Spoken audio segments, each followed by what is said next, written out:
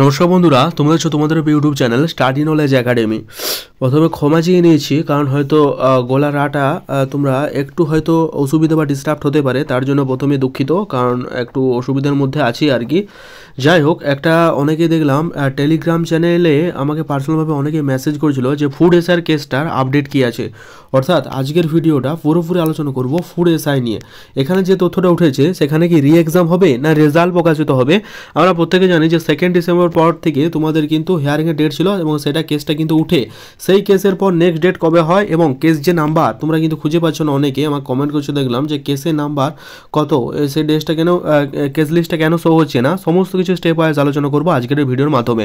ঠিক আছে, আমরা যে সমস্ত আলোচনা করব স্টেপ ওয়াইজ সে সমস্ত আলোচনাগুলো আমি তোমাদের সামনে যে কেস নাম্বার সেটাও জানাবো, রেজাল্ট না হবে না রি এক্সাম হবে, আজকে যে নিউ আপডেট ফুড এসআই পরীক্ষার রায়, ফুড এসআই কেসটা কি হলো, এটা কি মিটে গেল নাকি এখনও পেন্ডিং আছে, সমস্ত কিছু স্টেপ ওয়াইজ আলোচনা করছি আজকের ভিডিওর মাধ্যমে।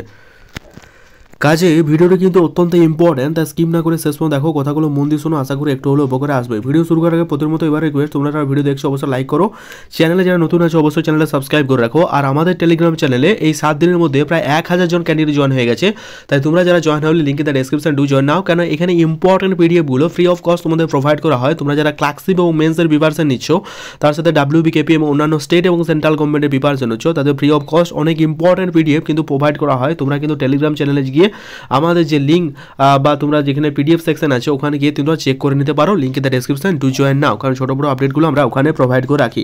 তো দেখো 2 ডিসেম্বর তোমাদের কেসটা কিন্তু লিস্টেড হয়, সেখানে ফুড এসআর কেসটা দেখো 13 নম্বর কোর্টে আপগ্রেডেশন মোশনে ছিল, কিন্তু অন্য মামলা লেন্দি থাকার কারণে সেটা কিন্তু রিচ করেনি।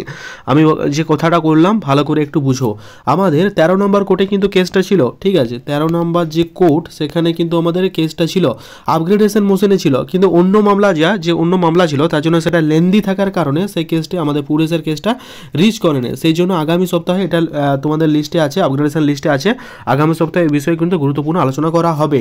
ঠিক আছে, ফুড এসআর কেসটা নিয়ে অনেকে চাইছিলে যে ফুড এসআর কেসটা আমাদের কেস নাম্বার যে সেটা কত বা কেন্দ্রিক লিস্টটা কত। ঠিক আছে, কেন্দ্রিক লিস্ট তো সেটা হচ্ছে তোমাদের আমি জানিয়ে দিচ্ছি, সেটা তোমরা কিন্তু ভালো করে নোট ডাউন করো। তোমরা কিন্তু সাইডে গিয়ে এই নাম্বারটা সেভ করবে, দেখবে তোমরা কিন্তু পেয়ে যাবে, ক্যাপচাটা ভালো করে দিবে WPA/9071, তার সাথে কি লিখবে 2024, এই নাম্বারে তোমাদের আপগ্রেডেশন 13 নম্বর কোড আপগ্রেডেশন মোশন দেখবে আছে। তোমাদের 2 তারিখে লেন্দি থাকার কারণে সেটা ওঠেনি, তবে আগামী সপ্তাহে আপগ্রেডেশন আছে, এটা কিন্তু তোমরা চেক আউট করে নিতে পারবে। এই নাম্বারটা পুট করো, ভালো করে ক্যাপচা দিবে, দেখবে সমস্ত কিছু চলে আসবে। দেখো ফুড এসআর কেসটা 2 ডিসেম্বর উঠে, কিন্তু সেরকম কিন্তু পর্যালোক কমি কোনো রকম আলোচনা হয়নি। ঠিক আছে, যার কারণে সেটা কিন্তু লিস্টেড বা শো হচ্ছে না, অনেকে শো হচ্ছে না দেখতে পাচ্ছি বা কমেন্ট করছিল, হ্যাঁ একদমই ঠিক বলেছেন। তো এখন যেটা উঠে আসছে, রি এক্সাম হবে নাকি তোমাদের এই কেসটা রেজাল্ট প্রকাশিত হবে। দেখো বন্ধুরা, একটা ফুড এসআরকে নিয়ে খারাপ খবর বলতে পারো, তোমাদের রি এক্সাম হওয়ার সম্ভাবনাটা কিন্তু প্রায় কমেই গেল, মানে এটা রেজাল্ট পাবলিশ হওয়ার সম্ভাবনা কিন্তু বারবার দিক থেকে বিভিন্ন সোর্স থেকে এটাই খবর আসছে। হয়তো দেখবে কিছুদিনের মধ্যে হয়তো কর্মসূত্র পত্রিকা এটা পাবলিশ করতে পারে মেবি। তো আমার যেটা মনে হচ্ছে এটা কিন্তু রি এক্সাম আর হবে না, যেটা মনে, কারণ কেসের পর কেস হয়েই যাচ্ছে, সেটা কোনো রকম আপগ্রেড হচ্ছে না। এটা দেখবে তোমাদের এক্সাম বা রেজাল্ট দেওয়ার সম্ভাবনাটাই বেড়ে যাবে, কারণ যেটা বারবার উঠে যাচ্ছে রেজাল্টের দিকের পাল্লা ভারী, সেটাই কিন্তু হচ্ছে রি এক্সামের কথা কিন্তু একবারও বলা হচ্ছে না। তার উপরে আছে ওবিসি কেস। ঠিক আছে, এই ওবিসি কেসের জন্য পুরো ব্যাপারটাই নাকি হয়ে যাচ্ছে, পুরো জিনিসটা এলোমেলো হয়ে যাচ্ছে। ঠিক আছে, এই ওবিসি কেসের জন্য পুরো রিক্রুটমেন্ট, সরি বন্ধুরা, হয়তো কাট হয়ে গেছিলো বন্ধুরা।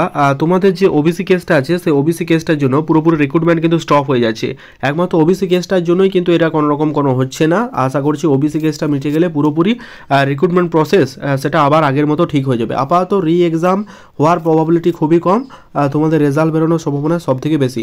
তারপরে কি হচ্ছে না হচ্ছে তোমাদের আপডেট পেলে অবশ্যই জানিয়ে দেবো, তোমরা কিন্তু ওটা চেক করে নিতে পারো। Wish you all the best, দেখা হচ্ছে পরের ভিডিওতে। বাকি এক্সামগুলো তোমরা ভালোভাবে প্রিপারেশন নাও, আর হ্যাঁ আমাদের টেলিগ্রাম চ্যানেলে যুক্ত হয়ে যাও, কারণ ওখানে মেন্সের প্রস্তুতি কিন্তু ফ্রি অফ কস্ট কিন্তু করানো হচ্ছে। তোমরা ডু জয়েন নাও আর চ্যানেলটা সাবস্ক্রাইব করে দিও। Thank you.